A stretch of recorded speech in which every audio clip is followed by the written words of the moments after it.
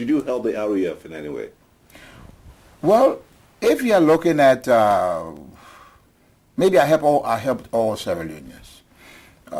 Most countries do this. You turn a blind eye. If someone comes across your border without a gun for drugs or treatment, what do? You let them in. If it comes to this, I help everybody.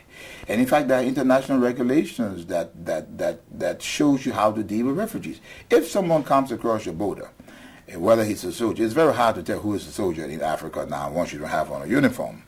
But if you came across the border without war-like materials, you must assume that the individual is a refugee. You register him, he comes in.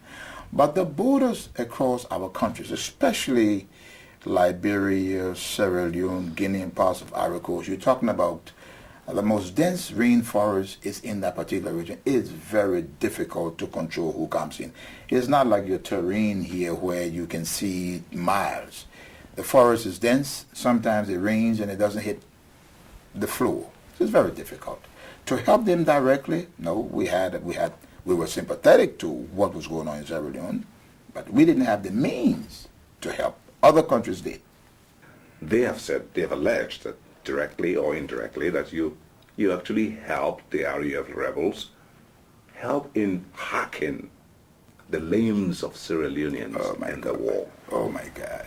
What's your story? Oh my God. How I led a civil revolt in Liberia as leader of the MPFL for 7 years. There are no incidents in Liberia of any cutting off of limbs in Liberia throughout the 7 years of the Liberian Civil War. And I led the largest rebel faction. Following the war, I was elected by 85% of the population. What does that tell you? It tells you that I conducted myself in line with international law. Liberians who have never voted by 85% giving me their vote following an election, a war that I led. Impossible. The problem in Sierra Leone is this, because I think there are some tribal incidents in Sierra Leone that have to do the Mendes, the Timilins. It's a tribal situation. It's a tribal situation. Does it make any sense? I never ordered, there's not one Liberian soldier arrested in Sierra Leone that said that he was sent there on my orders. There's not one intelligence officer. There's not one security officer. How does one conduct a war in which in his own country it is humane, in line with international law, he is elected by 85%, and someone says, well, he conducted a war across the border with a less than $100 million national budget? How does one conduct a war? Or does someone need a scapegoat? Or are we saying that the essence of Western help to Africa is when you grab an African leader based on your perception and you disgrace him and humiliate him? Is this an Africa policy? Come on. West Africans are capable of determining if Charles Taylor did or didn't do something wrong in Sierra Leone. I mean, so the whole perception that, well, he did this for money. Well, there's a Security Council resolution passed that my quote-unquote assets should be frozen because I earned billions from Sierra Leone. I welcome the resolution because all of the accusations center on the fact that I was involved in Sierra Leone for financial gains. Well, for the diamond trade. For the diamond trade. Were you? No.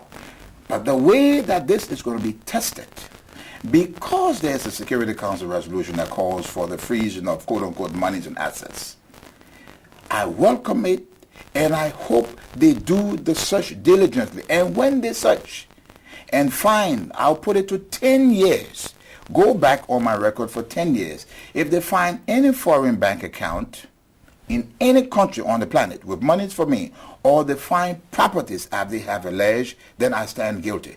If they do not find it, are they going to be honorable enough to come back and say, well, we wronged Mr. Taylor? because this is what's going to happen. Because the whole thing is based on perception, hatred, with, may I say, faulty intelligence. In other words, you have no assets abroad. None. And I challenge those nations that have sponsored the resolution. They have a responsibility. They have a responsibility to provide proof. In fact, I demand that they do, because my honor is at stake. Is it proper to say that a black president or a president of Liberia cannot be earnest? Earnesty, is that a possession of foreigners or white man? So a black man cannot be earnest? I serve my country earnestly.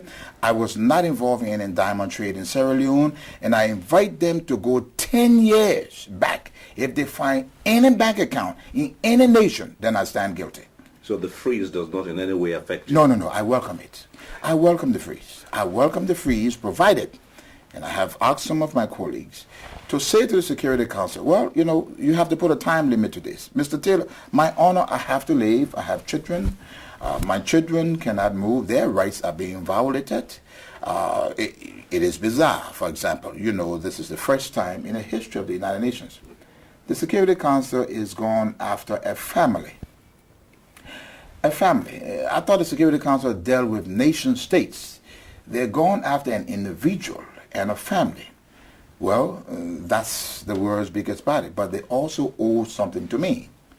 They owe me something. And what they owe me, I am innocent until proven guilty. The resolution, as wrong as it was, is punitive. They've taken actions without proof. I accept it. I would hope that at the end of the day, take 12 months, take 24 months, when they find nothing, what happens to Taylor? What happens to my honor? What happens to the years that my family, friends, everything, my name? So I hope they will, at the end of the day, come back and say, great, we searched and Mr. Taylor was not involved in anything. Did you feel betrayed by the fact that they went into your house, into your residences in Liberia and searched, aided by your Ministry of Justice? I did not have anything to hide in my house. I regret that they went in there. I regret that United Nations forces were used to enter my house, because I would suspect that the UN troops in Liberia are to stay out of local politics. I felt that even if there was a court order, that Liberian police should have accompanied who. But, you have to remember, we are dealing with a national unity government in Liberia. That should not have occurred, because the party that heads the Justice Ministry is from one of the warring factions that fought my government. So at this particular time, with the Constitution of Liberia being suspended, and because we are going through a peace process in a unity government, that should have never happened. In fact, the whole pursuit of Taylor during this very delicate period, I see it as obstructionist, because don't forget, there are thousands of supporters still that support Charles Taylor, and I think it's provocative to take any actions against me, especially when there are arrangements between ECOWAS, the AU, and they were promised that the Taylor issue will be left until there is a constituted elected president of Liberia. It's unfortunate. That's what I like to say.